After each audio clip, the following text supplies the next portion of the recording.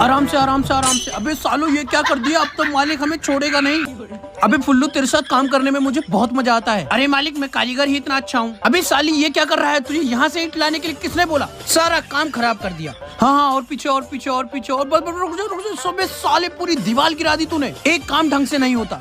देखो इस बार कोई गलती नहीं होनी। अबे हरामखोरो पकड़ो पकड़ो पकड़ो। अब तो पक्का मालिक नौकरी से निकाल देगा। काम हो गया बेटा, नीचे आ जा।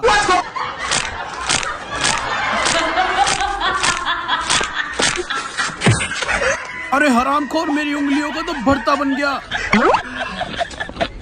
चलो ना पापा, तुम तो फालतू में टेंशन ले रहे हो।